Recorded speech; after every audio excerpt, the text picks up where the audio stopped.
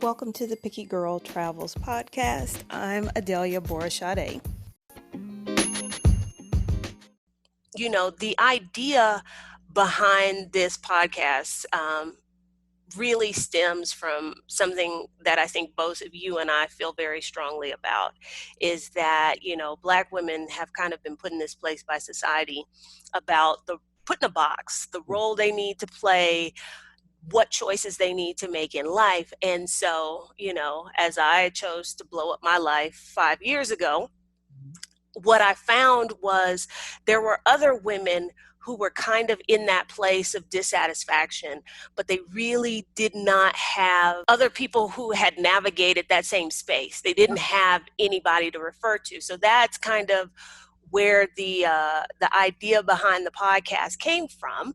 And so I specifically wanted to talk to Black women who have chosen to live their lives on their own terms, regardless what other people think. And so, of course, Miss Stephanie Perry was at the top of my list. So thank you for agreeing to chat with me, because I think a lot of people know you. They know that you took a sabbatical around age 41, traveled the world. But, what was your life like before that? What brought that on, or what precipitated that? I worked a night shift job, and my whole life, like my whole schedule, was just around my job. Like, what hours am I going to be available? I'm going to work all night. I'm going to sleep all day. So, anything that I wanted to do had to be figured into that, had to be fit into that schedule. So that meant that I didn't really have much of a life except for going to work, coming home. I did run for a while. I'd come home, run, lay down on the sofa, pull out my calculator, and I would calculate how many more days exactly like this day I'm going to have to live through. I used to do that. It's really weird, but I used to do that. Sit down, pull out my calculator, and I'd be like, all right, so I'm going to be working for 25 more years. I work 50 weeks a year, 5 days a week. Okay, so I'm going to have to do this same thing this many more times. And then I would lay down on the sofa, not even get up and get in my bed. I would lay down on my sofa, go to sleep, get up in the evening, and do it all over again. And that was my whole life, my whole day. Every now and then I would take a vacation. I would have to beg for vacation time from my job. Like, they gave me vacation time, but I would have to beg for the actual days. It's two different things. Oh, yeah. Oh, I've worked at places like that. Like, you have time off in theory until you try and use it. And then there's 50 million reasons of why you shouldn't take that leave right then. Exactly. So then every now and then I would get to take a vacation, be happy, and then come back and then count down to the next vacation. And that was it. It was me and my dog Star just hanging out on my sofa, waiting to get old so that I could live, waiting until I retired so that I could do the stuff that I wanted to do. That was my life. And I was only 40. Like, I was an old lady at 40. Well, and you said something right there, waiting to retire until you can live, because that's kind of the programming we've all received, that you have to work, and like, that's the primary focus. You need to work. And then after you spent years and years of doing that, then you can take time off to do those things you enjoy. Wrong. That's a scam. It's a trick of the enemy. Totally a scam. Totally a scam. So yeah, your experience kind of mirrors mine, because I very much had those moments where I sat and I thought, like, is this what I'm going to spend X number of years just doing this? Is this it? What was the thing that just clicked that made you say, okay, I'm going to just quit. I'm going to take off? A couple of things happened close together. My mom retired. My dad had been retired. My dad retired pretty young. My mom retired at 65, and we took a vacation to California. My mom, my dad, and I went to Los Angeles. And my mom and my dad were a little achy. They were senior citizens, and aches and pains were limiting what they could do. And I was like, they've waited all this time to be able to live, and their body is like, but you broke your body down, working hard, broke you down. And so now you're limited. So you get to the point where you think you're going to be taking the roof off your life, and not so. You're limited in your body. That happened. And then I did take a vacation to Brazil for my 40th birthday. And there were a lot of American travelers there because it was during the World Cup. I don't watch soccer and I wasn't there for the World Cup, but I knew it would be a good party. So I went to Brazil during the World Cup. And every time I would meet other travelers from the US, they'd be like, "Oh, how long are you here for?" And I would say, "5 days." And they would be like, "What do you mean?" Like, no, not in town. Like, how long are you in Brazil? And I'd be like, 5 days. And then, I found out that they were there for months, and they were, these were young people who were staying in the same kind of accommodation I was staying in. So they weren't rich kids. They were just, like millennials who had figured out that you can quit your job, you can save up your money, quit your job and travel for a while, and then go and get your job back. They put me onto it and introduced me to a couple of budget travel websites. And that was it. That was it. Changed everything. Then I knew that I could live that travel dream that I thought was just for people with a trust fund or people who were retired. I found out that I could do it now, and there was no turning back. Fast forward, you have determined that you're going to do this. You do it. You save up money, you quit your job, and you take off. Was the original plan for 1 year? Yeah, yeah. I saved up my $14,000, and I knew that I could last for 1 year with that money. I didn't have any way to make money while I was traveling back then. I didn't know a lot of stuff. I didn't know house sitting. I'm a house sitter now. I didn't know about house sitting then. So what I knew, was that I could travel pretty cheaply, for about $40 a day, and I could save up that much money, and go. So I did. I did it. I went for a year. I went to Southeast Asia, Australia, a little sliver of Europe, and then I came back home and went back to work. At any time during that year off, did you waver from the notion that you would come back and go back to work? No, I didn't have any money. I didn't have any money, Adelia. I left with the $14,000. I landed back in JFK Airport with $35. Hot So damn. Hot no, damn. it never, it was never, at that point, it was never like, maybe I'll stay. I knew, what I did know was that I wasn't going to come back to the exact same life.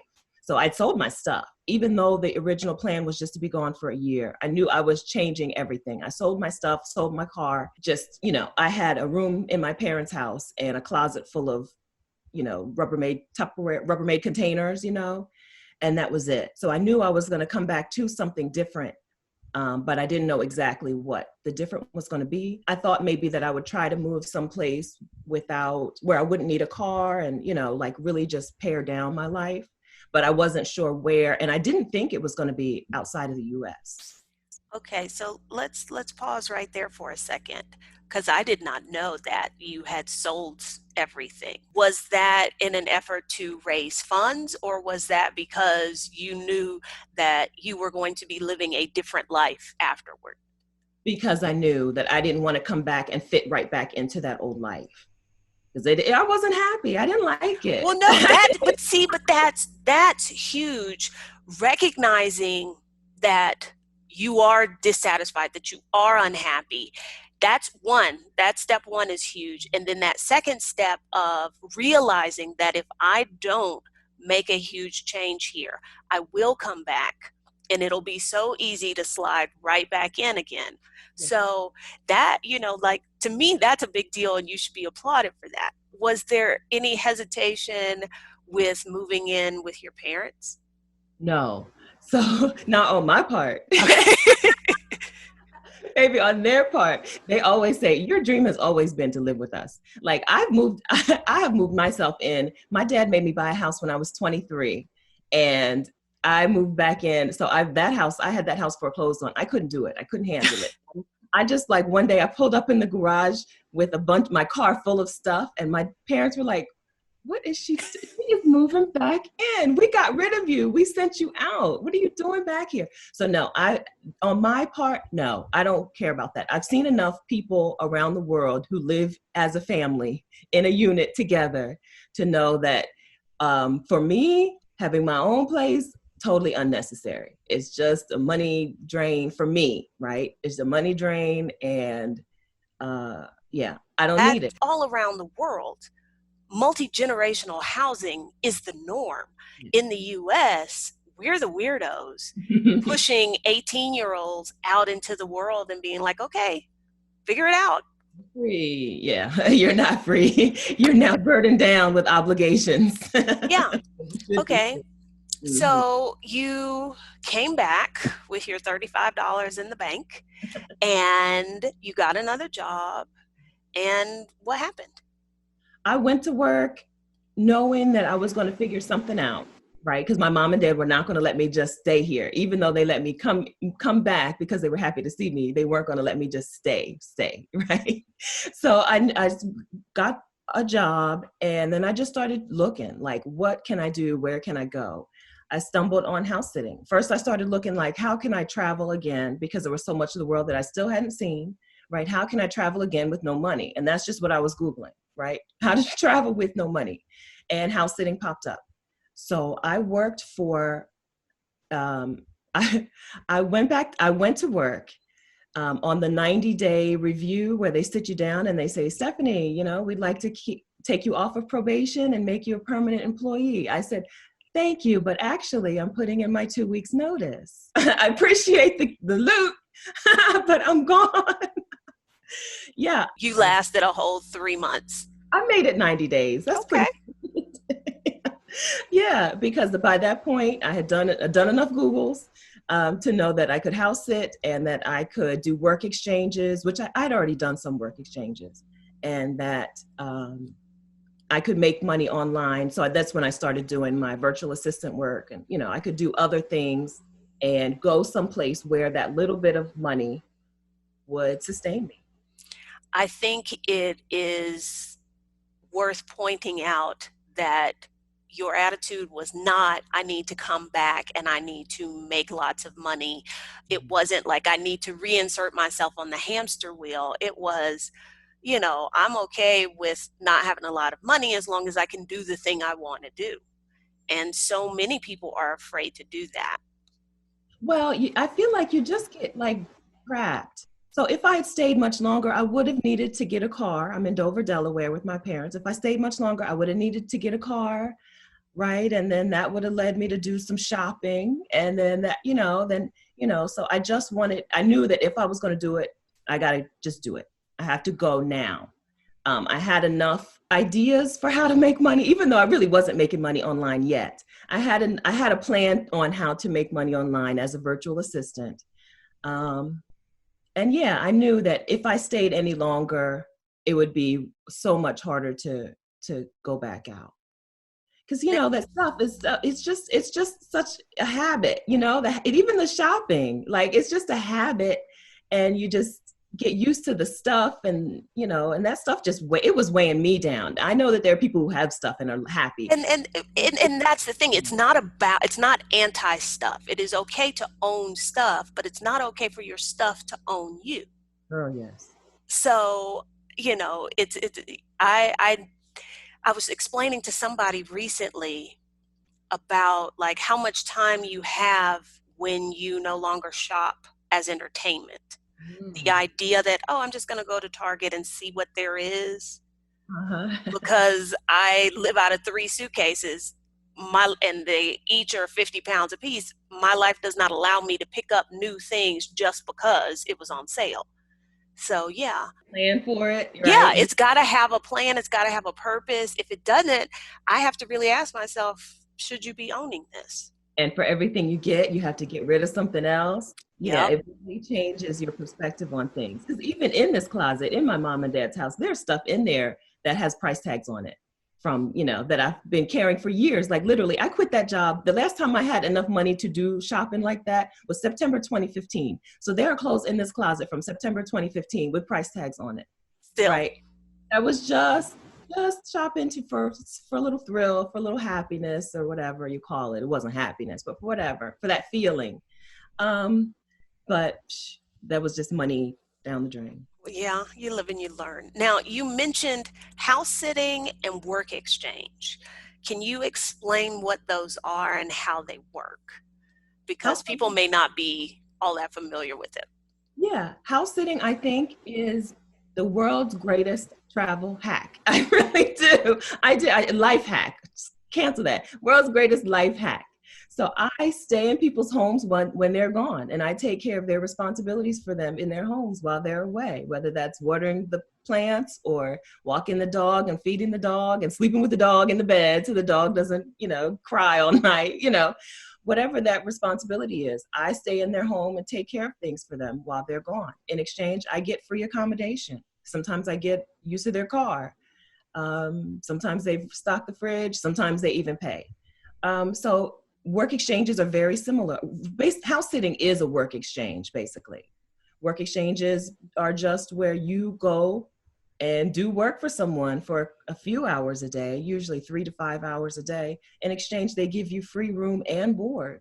You get not just a bed, not just a place to sleep, but they feed you. And it's a wonderful way to see the world and meet people and live in a local environment instead of being only in the tourist areas. I don't have anything against tourist areas. A lot of fun stuff is there, but doing work exchanges and house sitting means that you get to be in a local community as well. And they're fantastic ways to see the world on a budget, even if you're not on a budget, to see the world and meet new people.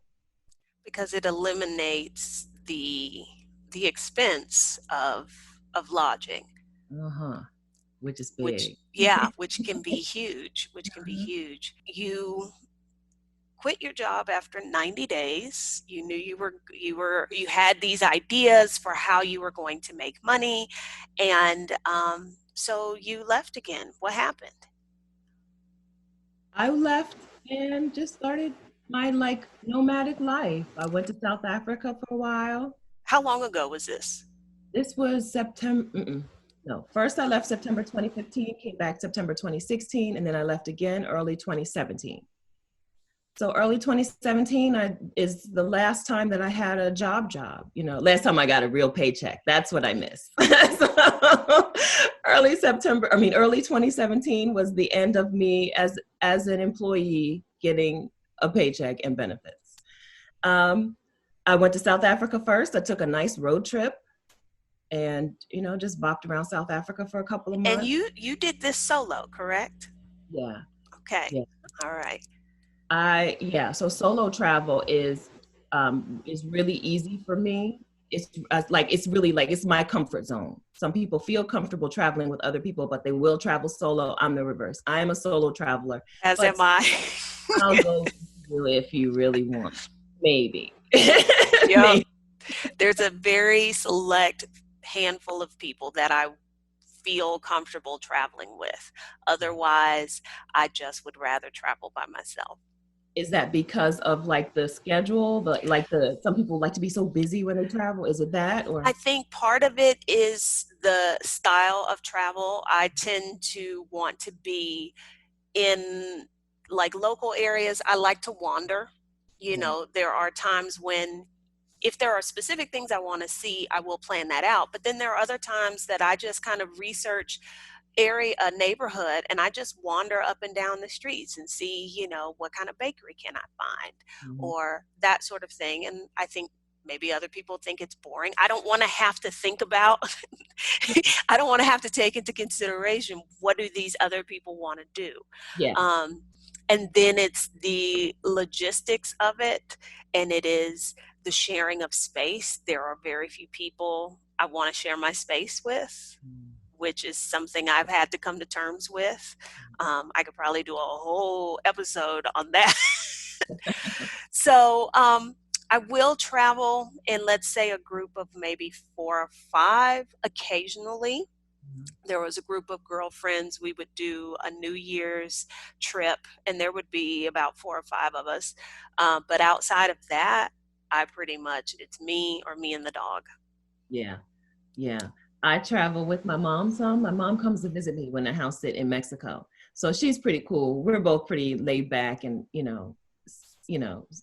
chill. But the thing that is hard is that she expects me to plan out like meals. Basically, all we're going to do is eat for however many days, 12 days or however long she's down there. But I am the one who's supposed to plan out every meal. And I can't stand that. I'm like, Mom, you need to Google a restaurant. Just look for a But restaurant. she's got you to do that, though. I know that's what she's thinking. That's exactly what she came here for me to do it. Yeah, that's the only thing. Even with people that I really enjoy traveling with, like my mom, and I took a trip with my cousin.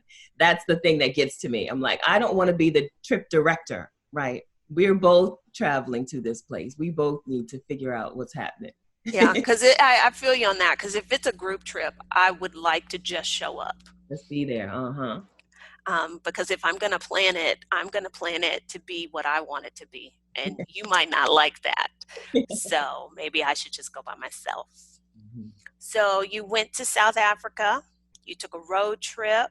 Yeah, and then I came back to the US and did some house sitting up and down the East Coast, mostly Boston and Washington, D.C., and some places like that. And then next thing I know, I'm booked to house sit in Mexico. So that was my first official house sit through Trusted House Sitters in international, my first international official house sit. So in South Africa, I'd house sat for someone who just was like, oh, can you stay here while I go? Was But it somebody you knew in South Africa?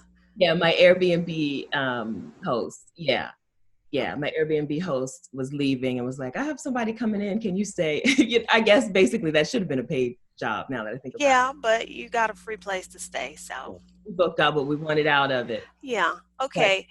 So when you came back to the United States and you had, because you mentioned Trusted House Sitters. uh, Now, that's a website that you can find house sits on. When you came back to the United States, did you use them to find those house sits? yes, yes. I came back to Delaware. A lady in Delaware was like, oh, I need a house sitter. I was on the site, but I was nervous, right? I was on the site, but the only house sitters that I saw when I did my Googles were white people, white kids, like in their early 20s, or white retirees. And so even though I paid for the membership on the site, I didn't apply for any house sits because I was like, I don't know. Are they going to take me? We're still pretty Which segregated in this which country. is a valid thought. I mean, I don't know a Black person who exists in America who does not have that thought. That's part of being Black in America. Yes. Yes. So that's the reality of it. And so if there's anybody listening to this that happens not to be a Black person, this is your insight into one of those elements of what it means to be Black in America. Yeah. Anytime you're going into a new space, you pause, am I going to be welcome in this space? Is it even worth it? Right? Is it even worth trying? Yeah. Even though I had spent my $100 whatever on the membership, even still, I was like, I don't know if it's even worth trying, but she reached out. So I put my profile up without sending any requests, and then she reached out to me because she was local and she was like, I have a last minute trip. Can you help? So I did that house sit and that was it. Like from then on, I am a house sitter. The house sit went smoothly. And I started looking for other places in the country and in the world where I could go. That was it. From then on, I'm like Stephanie Perry, house sits around the world. I'm not, forget all that other stuff. I am now a house sitter. I will now introduce myself as a house sitter and I will get business cards that say house sitter, which I do have. And this is what my life looks like now. All because somebody reached out and I did get a chance to give it a try. You mentioned that your first international house sit was in Mexico. Talk about that for a little bit. Well, Mexico is my love. I love Mexico. This was my first time there, believe it or not. I had never been. It's our neighbor, and I'd never been to Mexico. I saw a house sit in a town I'd never heard of, Lake Chapala, but it was for a full month, and so it sounded wonderful. I did my Googles, and I found out that it was a nice area, and it was pretty, and popular with American and Canadian retirees. So they had a lot of American conveniences that we're used to, like a Walmart. Yeah. So I applied for the house sit. I went down there. When I got there, by the way, I got there without my luggage, thanks to American Airlines. I have this problem with them so many times. But I got there without my luggage. They had a little welcome get together for me and invited their little retiree friends over To meet the house sitter. to meet me. So that because I was going to be there for a whole month and they were probably 15-minute drive out of town. So they just want to make sure I was going to be looked after, which was very kind. They're Canadians. Canadians are very kind people. Yeah. And so during that little meet and greet, I exchanged contact information with all their little senior citizen friends. And next thing you know, I was booked to house sit for 6 months straight in that area in Lake Chapala, Mexico. So this is maybe not even 30 minutes south of Guadalajara. So you fly in and out of Guadalajara Airport, but it's a lake town with high elevation. So like I was going to say eternal great weather. beautiful, perfect, well, wonderful place. So this now like my second home. I now house sit there 6 months out of the year, and I have regular house sitting clients that I go back and forth for.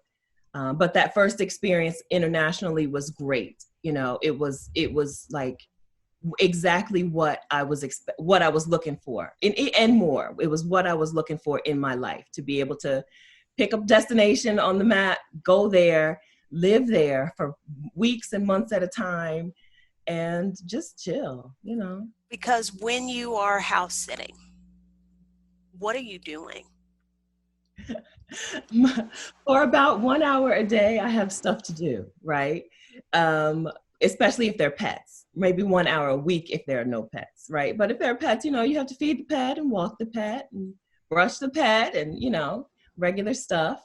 And then I just am living in a house. Okay, because that's really what I'm trying to get at, is that basically you get to experience life in this place. It's not that you are going and you are working the whole time you're there. It's you do a little minuscule amount of work while you get to enjoy living in this place and not having to worry about paying for a place to stay. That's exactly right. I just get to live. I get up. I usually go, a lot of places they have like the daily market or a couple times a week market. I go to the market. I get some, I'm going to say the V word, vegetables and some fruit and get some whatever looks good for that day. And then I come back and then I might take a nap. I might read. I might do whatever. I might just like sit. I might, whatever, watch a lot of TV and YouTube or whatever, but I am just living in that house in that town for that period of time. Now, if you are going internationally, there's the issue of a visa. Now, this is not considered work. So you're there on a tourist visa. Yes, I'm just on a tourist visa. Okay. And I even tell them, how they ask, what are you doing here? And I'm like, oh, I'm visiting. I'm a house sitter. And they're like, what? Is that real? And I can imagine in Mexico, they probably struggle with that, because every time somebody asks me, now that I'm back here, somebody asks me, well, what do you do? What kind of work do you do? And technically, I'm not working, and that does not compute. Because if you are alive and you are able-bodied, you should be doing somebody's work. Mm-hmm. So I imagine that they're like, what does she mean? House sitter? What is that? Yeah, when I say I take care of their pets, they're like, wait. Wait, are you kidding? And if anybody doesn't know this, Mexico has a very generous tourist visa.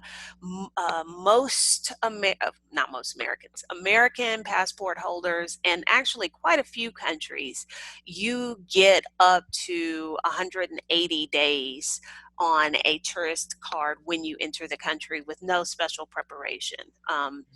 It can be less, but the vast majority of the immigration officers give you 6 months automatically and send you on your way. So that's one of the reasons I think Mexico is a favorite destination of people, is because visa-wise, it's pretty simple to navigate.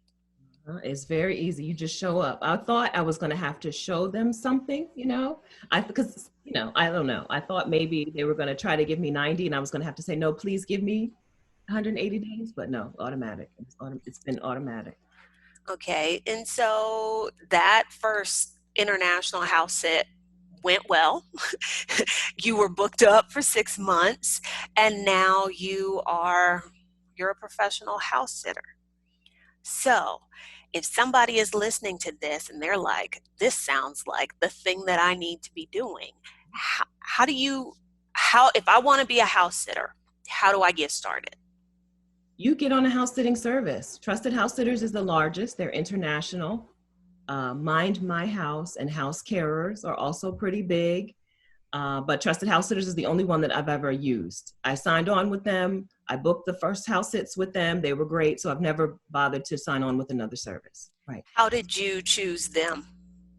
There was a blog post by a woman named Professional Hope, not named, a woman called Professional Hobo. Her name is Nora Dunn. I read a blog post of hers. She was the only house sitter I could find who wasn't 21 or 81, you know? So I think she was in her 30s or 40s. And so I was like, okay, she sounds legit, you know? So I read her blog post and she had used Trusted House Sitters. So I used Trusted House Sitters. But I think I probably also scrolled around just to see, because you can see what house sits are listed. I scrolled around just to see what was available too, just to make sure that it was. So you can see kind of what's available before you pay your money, before you sign up. Yeah, you can see like just the first snapshot. You can't scroll through the listings. You can just see the very basics. Yeah, so that's helpful too, because if you want to specialize in one area, you know, like if you know you want to house sit in a particular place, like maybe you want to house sit in Southeast Asia, it's a good idea to check out the sites and see who has the most robust listings in the region that you're interested in going. I've found Trusted House Sitters to be good anywhere, but check them all out. House Carers and Mind My House are the other two big ones. And then there are small, or not small, but then there are also country specific sites. Like there is a site called House Sit in Mexico. I haven't joined them because I haven't had to, but you know, there are country specific sites also. I've seen house sitting become more popular. Now, I think you are still the only Black person I know who's a house sitter. But I almost wonder, do you think there's going to be more people who want to house sit than there are houses available? I don't think so. I don't think so. Because house sitting is time, like even, I don't know, I don't want to call it time bound, but you know, people have to have time to house sit. You have to have your life in such a way that you've got that time available to go. And so, yeah, I guess that does limit the pool a little bit. And everybody takes some sort of vacation. So I like to house sit for retirees who are gone for a month or 3 months, you know, but there are people who are needing a house sitter for 4-day weekends, you know, so, you know, and anybody with a pet is a potential house sitting client. And now post COVID, a lot of people have gotten new COVID pets, right? They were home alone and they went and got a new pet. So next time they go out, they're going to be looking for a house sitter too. So I don't think there's a danger of that. I've never looked on the site and been like, oh, there's no house that's available. It's never like that. Even now when we're supposed to be in the middle of a pandemic, when we're supposed to be staying home. I'm like, Texas, what are y'all doing? Everyone in Texas seems to be going on vacation. Oh gosh. So I don't think that's a danger. And I interviewed Tanaj and Tino on Instagram. They're TENAJ _ TINO_. Okay. So they're a husband and wife from New Orleans and she's Black and they house sit. So there are other Black house sitters out there. I want to shout them out too. So they house sit as a couple. A lot of people think because I am a single house sitter, they think house sitting is for single people. But people love couple house sitters. So they're a couple from New Orleans who are house sitters and they talk a little bit about it. A lot of people who are house sitting are not talking, you know, they're not talking. Yeah, and that's true. Maybe I do know other house sitters, but they just aren't very vocal about it. Yeah. Okay, so you use Trusted House Sitters. You would sign up for them. I'm hearing that they've got domestic house sits, they've got international ones, they've got short weekends, they've got multi-month ones. Is it expensive?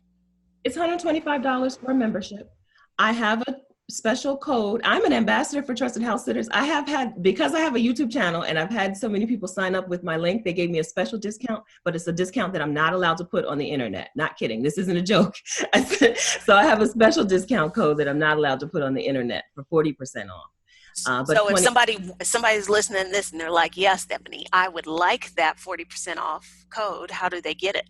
you can email me, Stephanie@vicarious.com. So I Okay. have a full house sitter toolkit, which you can get online if you don't want to email me, for the shy folks, because there are people out there who just will not, no matter how many times I say email me, they won't do it. So you can go to housesit.vicarious.com/toolkit. I know it's long, but Adelia will put the link in. I'll put it in the show notes, so don't worry about that. If you don't want to email Stephanie, we will put a link in the show notes for you.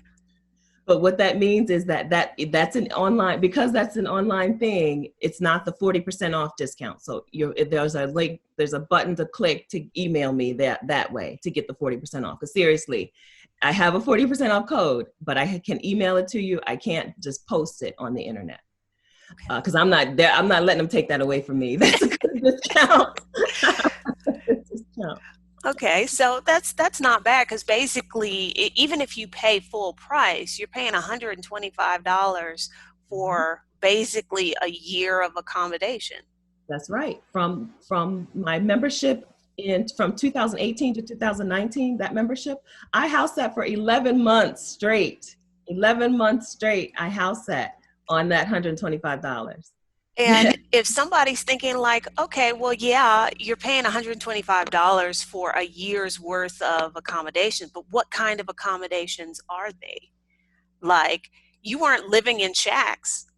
Oh no, indeed. My mom said, "Oh my gosh, you have such nice, beautiful house sets." I'm like, "Yeah, that's the point." Like, I'm not picking a house in some rundown, raggedy place. No, I'm picking a house sit in a city I want to go to, with weather that I want to enjoy, in a home that I want to snap pictures in. Right? That is how I have situated my entire life. My life revolves around where can I be to take great pictures right now. That's it. So I've been in some beautiful homes. I try not to post the homes on the internet too much, but every now and then I sneak and do. I did a beautiful house sit in Amsterdam that was just hands down just gorgeous. And I can't wait. Like, I have them listed as my favorites. And next Hmm. time they post that they need a house sitter, I will be the first person to apply for that. Because I didn't get to, it was shorter that time. It was maybe 7 or 10 days, and I didn't get to do too much Amsterdam stuff. So yeah, beautiful homes. These are people's homes, right? So you have the gamut from So gorgeous. you can, if it's important to you that a space be aesthetically pleasing, Yeah, you can choose to focus on sits that are that. If you're like, look, I don't care, I just need to be there, you can choose a place that maybe is not as aesthetically beautiful.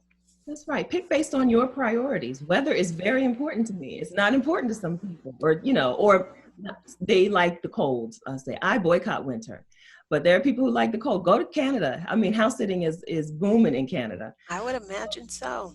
Yeah. So whatever your priorities are, you can find house sits for that. If your priority is, if you need someplace that's accessible, someplace you don't want to deal with stairs and whatever, look for house sits that are accessible. If you don't want to, even if you don't want to do pet sits, most house sits are pet sits, but even if you don't want to do pet sits, you can find them. They're in high demand and you have to be fast, and they're usually long, but they're out there. So whatever you need, you have to be in the place to be able to take advantage of it when it comes.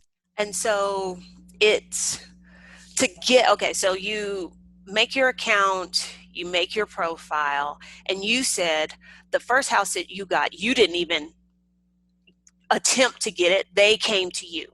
But Uh-huh. let's say I see this gorgeous house and I'm like, I need to be there.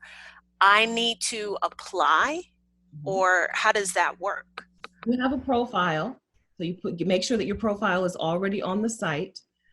If you can set up a dating profile, you can set up a house sitting profile. It's basically an introduction to who you are. And if you have some sort of experience, talk about that. If not, then not. If you have experience, if you take care of somebody's home or pets or plants when they travel, put that in there. That's experience. That counts. If not, then not. That's fine. But it's a way to give people a sneak peek into your personality, right? A way for you to shine through on their screen. And then you make sure that you get a reference. When you don't have reviews yet, you just get someone to write you a reference that says Adelia is responsible and caring, and I trust her with my home or whatever. And then you're ready to go. You're ready to go on the site. You just look for houses. I set up alerts because I usually know dates and kind of cities. Sometimes So, my sometimes literally my alert is just Europe also. okay, so you set up an alert, and when somebody posts that they have a house sit that fits those criteria, you get a message that says, hey, look, this is available. Sure do. Okay, so either you get an alert or you see one that you want, you like click a button and apply. Yep, that's And it. is it an automatic thing or do you have to interview? How does that work?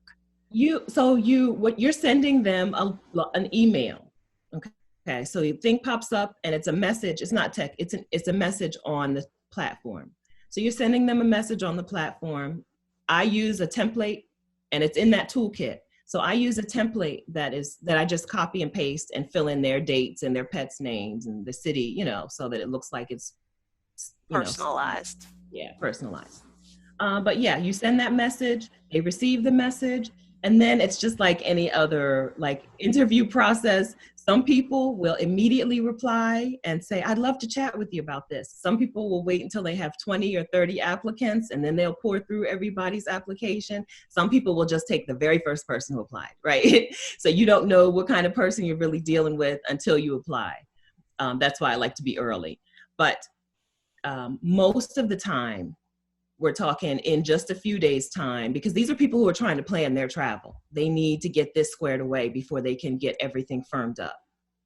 So most of the time, they're going to get you on a video call, and within 30 seconds of that video call, you know that they're going to take you. You've built a little bit of a rapport. They can see that you're a real person and you seem friendly and happy and, fun and, like the kind of person that they wouldn't mind staying in their In their home. house. A Okay. quick phone call, and then you confirm each other, and you're set. You're set to go. So let's say you have like applied for a sit. If they are not considering you, maybe you're like 27 and they took the first person, or they have started the interviews and they found somebody they love, do you get notified that you weren't chosen, that it's not available anymore? Yeah, you just get an automatic message. And sometimes they'll send you a personal message as well. Thank you for applying. We've chosen someone else. I don't I don't hold dates for people until they confirm me. So especially if it's, like for example, I wanted to go to New Orleans for Essence Festival in July. So in January, I set an alert for those Essence Festival dates in New Orleans. And I had a couple of people. I applied for a couple of house sits at that time, and the first person didn't was really slow, and so I actually took the second person that I applied for is the one who confirmed me first. So Okay. I don't hold dates on people. If I want to be in a place at a time, I keep going through the process until I get confirmed. And yeah, and then you're confirmed. Once you're confirmed, it depends on your communication style and their communication style. Sometimes you'll keep talking to each other, because they usually give you their WhatsApp. If they're under 50, they'll usually want to communicate through WhatsApp. If they're older than 50, they'll usually want to just keep communicating on the site or maybe on email, which I hate. I can't stand when they want to email me. But some of these people are like 70 and 80 years old. So you just do what they are comfortable with. I was just thinking, like on Airbnb, you're told to keep your conversation on the platform. Mhm. Does Trusted House Sitter have any restrictions about that sort of thing? I guess because there's no money changing hands. That's right. There's no money changing hands. So they're like, do what you want. Do whatever you feel comfortable with. Their messaging site is not super convenient. Like like if you're WhatsApping somebody, you can see the message and Yeah. theirs is not convenient. So they know that most people are not communicating on the site, and it's perfectly fine. It's not like with Airbnb where you're like, is this person trying to scam me? Why are they trying to get me off the site? It's Okay. just because the site is not the best, not the most modern. Okay. So you apply, you get accepted, you confirm, and then, I mean, you make your travel arrangements, right? Yes, the house sitter gets themselves to and from the house sit. Yeah. So you're responsible for your own transportation. The only thing they're giving you is the accommodation. If they live outside of a town, like I said, when I went to Lake Chapala, they live 15 minutes outside of town. They gave me use of their car, and that's not uncommon. If they live away from public transportation and away from Uber and Lyft, it's not uncommon for people to give the house sitter use of their vehicle while they're gone. And then if they're in a city, they almost never offer it. Um, but yeah, so you get yourself there, you get yourself situated. In the past, a lot of the house sits would happen where I would arrive before they left, sometimes even a full day before they left, and they'd show me around Was town. that your request or theirs? Theirs, they like that. They like to be a host before they leave. I am not that type of person. I actually prefer, please be gone. Yeah, because that's what I'm thinking. I'm like, no, I just want to show up after you're gone. I don't, yeah. Like, some people have like hospitality skills. Yes, and I know I do not. That is not my strong suit. So I am aware of that. Oh, okay. So sometimes that used to happen where they would show me around. Like that Amsterdam trip, she was packing for herself, for the family, and they had 3 kids. So I know she was busy, but she stopped and took me to the grocery store, showed me around. The ATM was in the basement, and she was really concerned that I wouldn't know how to get cash. And she took me down to the basement of the store, showed me her favorite coffee shop. The husband stopped and showed me how to use the sound system. What is it, Sonos? Hmm. The sound system, sometimes it's that detailed and thorough. And I was there like probably more than 24 hours before they left. No, no, like 12 hours before they left. Other times I get there after they're already gone and they have a lockbox with a key, or they have the keyless entry, a keypad to let me in. And, I figure it out for myself. They, always have some sort of instructions, either on the website or like a book. Some people literally have a full book for their house sitters, people who get house sitters often.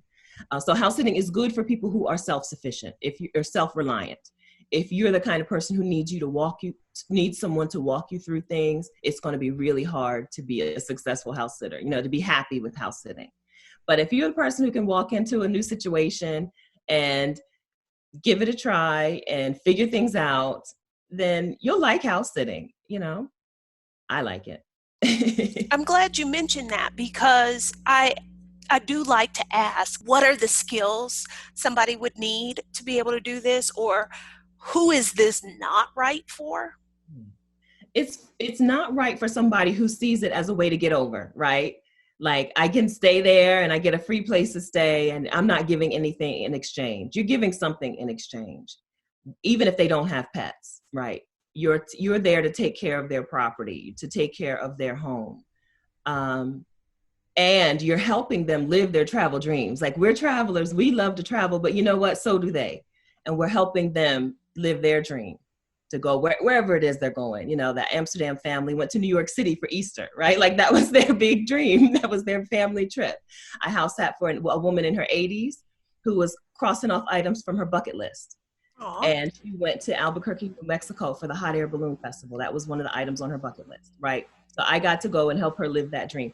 I take that seriously. I feel really glad about that, being a participant in this Well, thing. that's just it, because if they didn't need something from you, they would not be looking for a house sitter. They would Right. just lock up the house and go about their lives. So yeah, I think people do need to understand that there is a responsibility, that you are there to provide something, some service, some labor, something like that. And so after, I assume it's like Airbnb, where afterwards you can rate each other. Yes, you give them a review, they give you a review.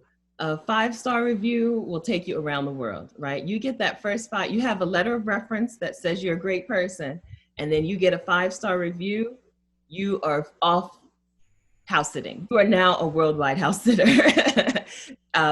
Yeah, so that you give them a review, they give you a review. I take reviews very seriously because that's the only thing that you have as a house sitter to know what you're walking into. So you mean like a potential house sit, what reviews they have? Yes, yes. I read those I don't just look at the number and see that they have 5 stars, but I read them because the other house sitters are vetting them for me, right? Other house sitters are going through this experience to tell me what it's going to be like. House sitters are nice people. We're relaxed. We don't have bills, so we're pretty relaxed people. So it's easy for us to give a house sit a 5-star review, but you have to read the review to get the real deal. To find out, is this neighborhood walkable, right? Or are you going to be stuck in the are you going to have to order all your groceries? Is the pet a snorer? Just stuff like that. Is this going to be Things a you would need to know. I don't want to say are there euphemisms, but in staying at Airbnbs, I have noticed that there is certain language in reviews that tell me, oh, this is not a place that I want to stay. Yeah, with Airbnbs, one of the things that you see sometimes is such and such happened, but we fixed, or such and such happened, but they fixed it. Right? They're trying to say this is a problem, but they always, lead with the, at least they fixed it, or Or they if, add, at least they or fixed if all it says is great location, it. but they don't go into any detail, like, because if it is a truly, at least for me on Airbnb, if it's a truly fabulous place where they had a great interaction with the host, I think people say that. Is there anything on the house sitting site that people might need to look out for or kind of have in the back of their mind? Yeah, it's contact me for more information.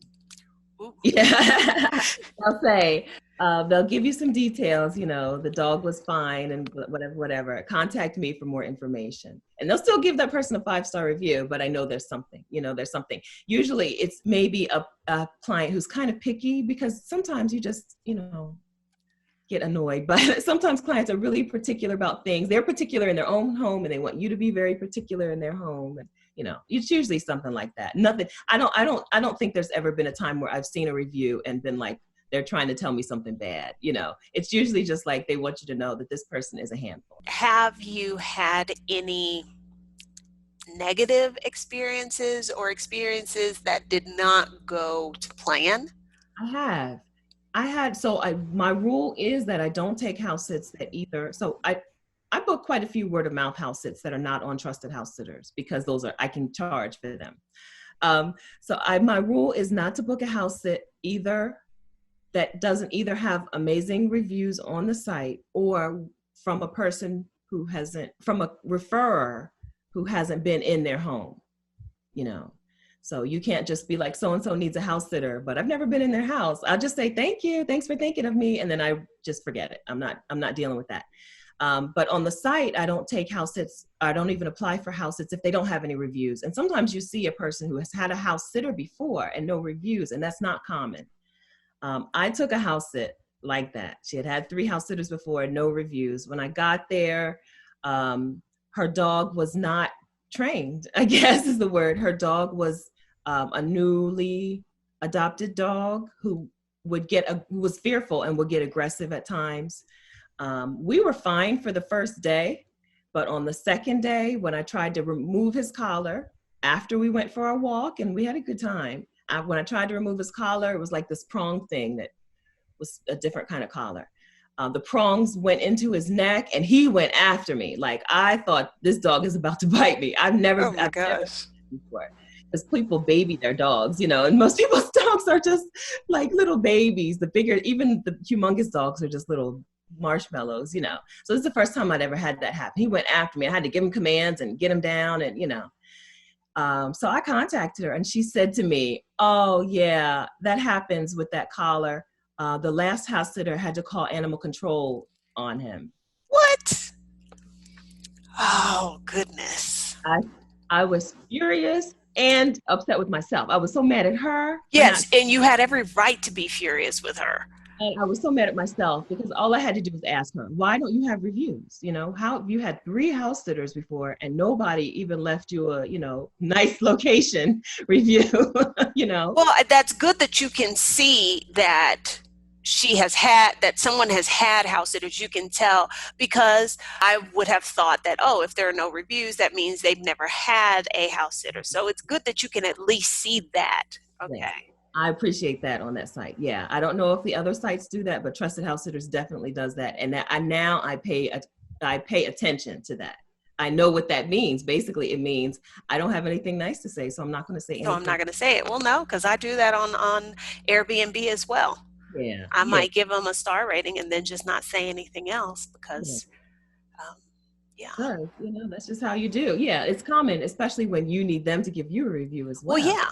And that's the thing. Now, you have not, I assume, had any issues with unflattering reviews of you. I have not. I get great reviews. When I read the reviews, I'm like, wow, I am awesome. Wow, no wonder everyone books me. Yeah, no, I haven't had any problem with that. I communicate what I'm going to do for them. I make sure that I'm clear on what they expect and what I'm going to do, so we don't have any problems. And I don't take house sits that expect me to do things that I don't want to do. That way, we don't have any problems, right? I don't do yard work. Every now and then, you'll see a glorious, like, chalet somewhere in Switzerland, or like a manor home in the English countryside, but they want you to also tend to the garden. I mean, for somebody, that is paradise. It's 4 months or 6 months or whatever. Somebody would love that. I'm not doing it. I'm not doing it. I don't even do puppy house sits where they want you to take the puppy out every 3 hours because the puppy's not trained yet. Puppies are Um, work. I don't even do those, and I love dogs. Yeah. So I make sure I protect my own reputation as a house sitter by not doing house sits that I don't want to do. Right? We both benefit. They find somebody who wants to do the stuff that they want done, and they don't have to complain about it later because I'm not going to do it, and I don't have to worry about my reviews dipping down. So, are there any other best practices of someone who wants to do house sitting and they want to do a good job, like I don't know. I don't know what kind of advice you might have or what kind of tips you might have so that someone who's coming into the game can make sure that they keep a 5-star rating and that sort of thing. It's pretty simple. Just be clear. If you have questions, ask your questions. If you have questions about what they want you to do, ask. Be clear, communicate. The hardest part is just getting used to people's communication styles. Some clients are gone for 30 days and they expect me to text them every day and update with their dog. I've had a woman she was in Greece she was on a house sit. I house sit for people sometimes when they go to house sit. She was on a glorious house sit on an island in Greece, and she wanted updates more than once a day, like at least twice a day. I'm like, lady, live You're your in life. Greece, like go enjoy it. But she missed her dog. Her dog, your pets are your children. She missed them, and she didn't know me. Yeah. And I take good pictures. I think part of the problem is I take such good pictures of their dogs. They're like, more.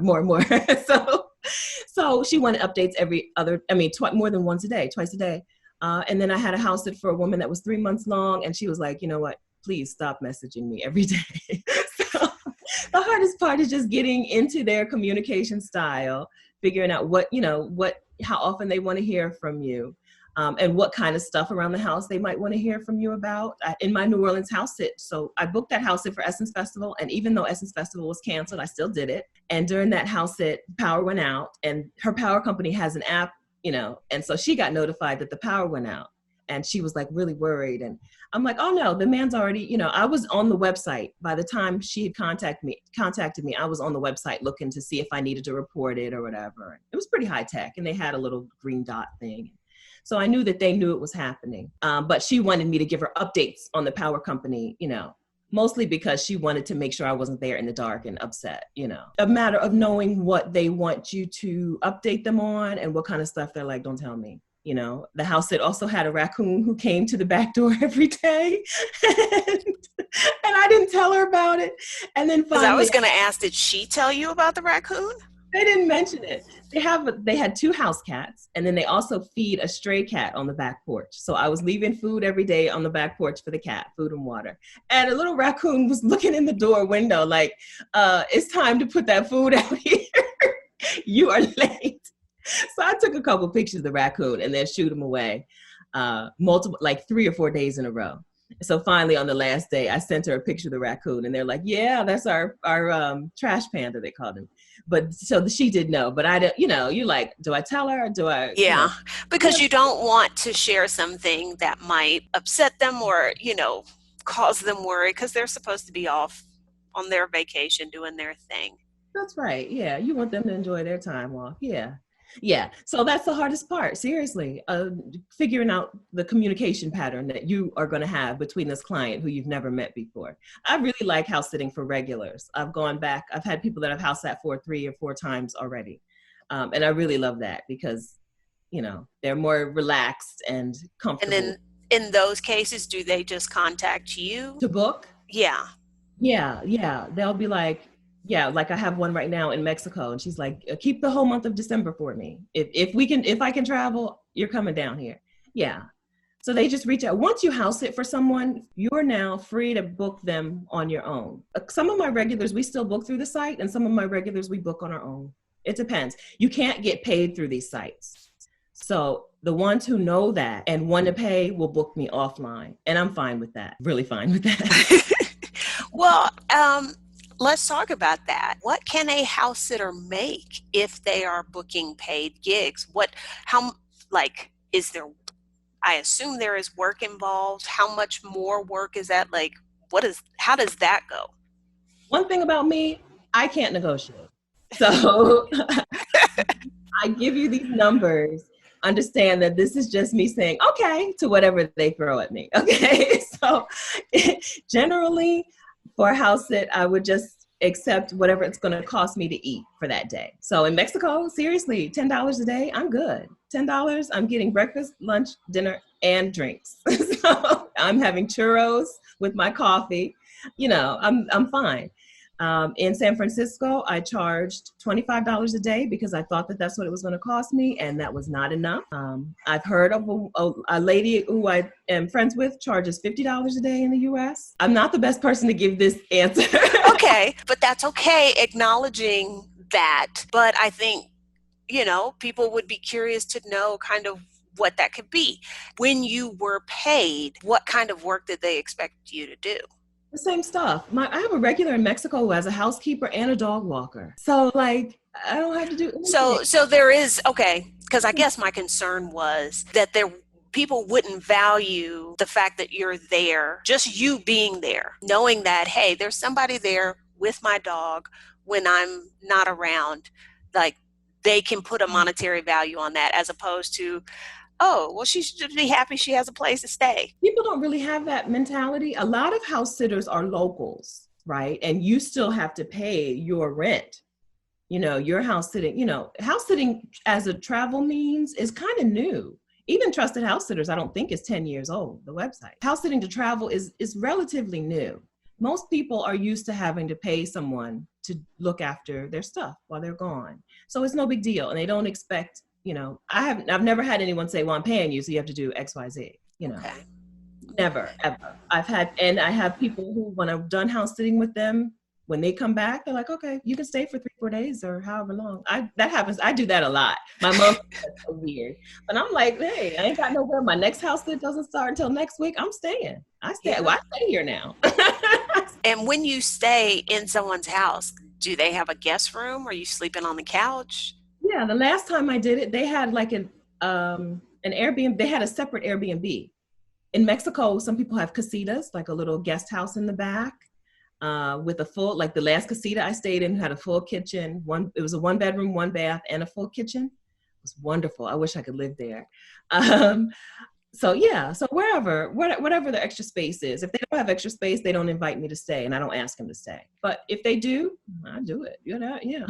On a listing, does it tell you where you will be sleeping? No, not usually. That's something that people forget. So, but usually once you go do your face-to-face call, that's when you usually find out. Because sometimes they'll take the little computer and walk you around on Skype and walk you around the room. And I've done it all. I've house sat for people who stayed in a studio apartment. So of course I'm sleeping in their bed. I've house sat for people who had an extra apartment. like a full basement apartment, or the other people had the full Airbnb that was upstairs. So it varies. Sometimes I'm in the kids' room and the kids are like, "Excuse me, I need to come in and get my doll." It's never the same. It's always something different. But usually they don't put that in the listing. You just find that out when you're talking. How long do you think you're going to be a house sitter? I think as long as indefinitely, I don't know, as long as I feel good about bopping around from place to place. I don't have any desire to stay in one place. If I did, it would be Portugal, and I'd probably still house sit in Portugal. So I don't have any desire to stay in one place right now.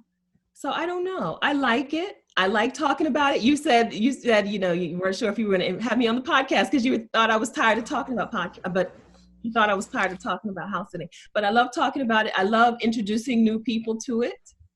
I mean, it's been a wonderful way to flip my life. Instead of my life being about work and then fitting in other things, my life is about the other things. And then I fit work in when I feel like it, when I have to.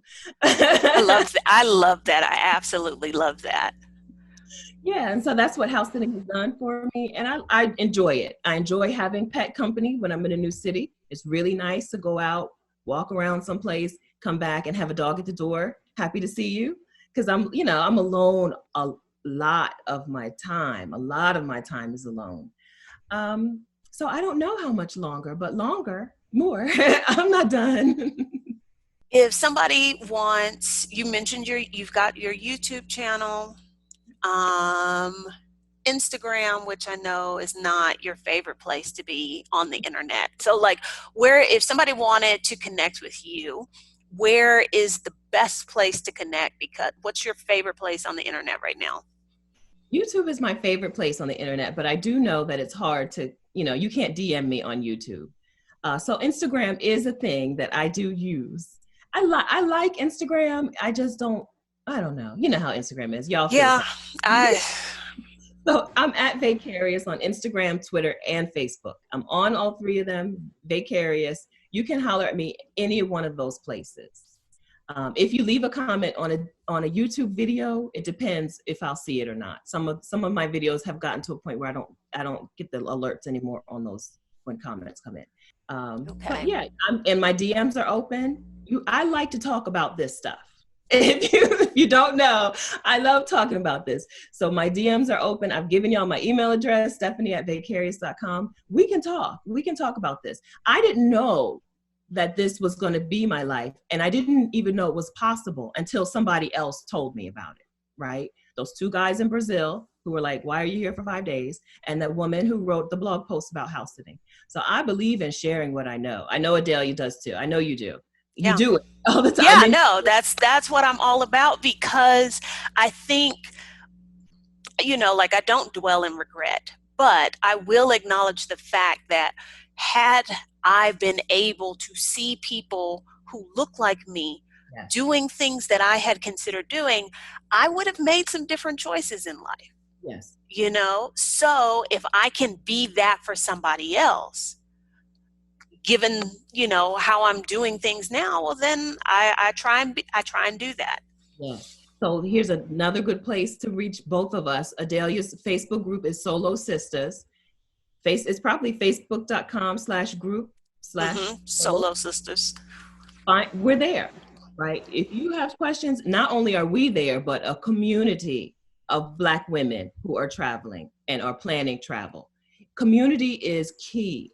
Yeah. Any change that you want to make, any like big step that you want to take, it's going to happen because you have the support of a community. And this is where you can find a community who are Yeah, all it in. doesn't have to be those people in your life, because how many times have you heard this? Because I know I hear it all the time, like, well, I want to do X thing, but when I tell my friends or when I tell my family, they're not supportive, Uh-huh. you Yeah, know? It's not their thing. It's not their dream. It's not their path yet. Some of them, you know what? Some of those people who aren't supportive will be asking you exactly how you did it in a few months. So don't count them out. But it's not, you're not going to get support from the same people for this that you got support from for going to college, right? I'm going back Yeah. to college. I'm going to quit my job and travel to Bali. You know, two different groups of people are going to give you support. But Solo Sisters is where you will find that support. You are also like the queen of the sabbatical. You probably were the first person I ever saw who, was just like, who looked like me and was like, I quit my job. I'm traveling the world. I'm taking this time off. I assume you still you enjoy questions about that as well. I love questions about the sabbatical. I am putting together with my sabbatical BFF, we are putting together an entire experience, right? We're putting together an event to get Black women on their sabbaticals, right? To get where our whole goal, we want you to quit your job. Basically, all we want in this world is if your dream is to take some time away from work and rest and travel and just do whatever you want. That's what we want for you. Okay. So we're hosting an event called Exodus Summit. Adelia is participating in this event, maybe in more ways than she knows yet. We are putting together an event full of Black women who have done this and who can give you amazing, not just like inspiration and not just like advice, but like the details. Okay. Our goal is by the time this event is done, you will have the framework for your own sabbatical, even if you think right now it's impossible because I have a family or I have bills or I don't have any money or my health, whatever. Even if you think today it's impossible, we want you to come. We want you to participate, not just come, but participate. And we want you to get that framework together. We're bringing in some people who are going to change your whole outlook on what's possible for you. Adelia is one of them. And like I said, she's going to do more than she knows. I'm so excited for it. You can find information at exodussummit.com. So whatever app you're in right now, however you're listening to the podcast now, open up Adelia's podcast right on the app and go to her show notes or go to her website. Okay, you'll find information about that. I can't wait. It's going to change the outlook of some women's lives. Some women right now who are coming home from work in their car, driving home from work right now, like, how many more days am I going to have to go through this, right? Yeah. Who are pulling out their calculators right now and laying down on their sofas right now. Some of those women, their lives are going to look totally different because of what we are going to share, what the information, the help we're going to give them. We're going to come together as a collective, as a community. Okay, so that's enough. I've said enough. But that again, that is the genesis of this podcast. That is the genesis of my blog. That's why you do what you do. That's why Sheeta does what she does. We are the beginning of the community. Yes. that y'all are looking for. It's a movement. It is a movement. We are not here to work and to be workhorses. You're not a workhorse. You're not here to work yourself to exhaustion and then hope you can eke out a couple of years of good living. That's not what your life was set up for. And we're going to get you, if you feel like you're in that groove, like you're a record and you're in that groove, we're going to get you out of that groove. New groove, hashtag new groove. I hope y'all enjoyed Stephanie's story. If you're looking to take your life in a new direction between Stephanie, Rashida, and myself, I think we've got you covered. Rashida will be on the podcast in a couple of weeks, but if you want to get any of those links that Stephanie mentioned, be sure to go to my website, pickygirltravelstheworld.com, and on the podcast page are links to everything she mentioned. In the description of this podcast, you'll also find a link to those show notes as well as a link for becoming a patron to the podcast, if that is something that interests you. And until next week, I'll talk to y'all then.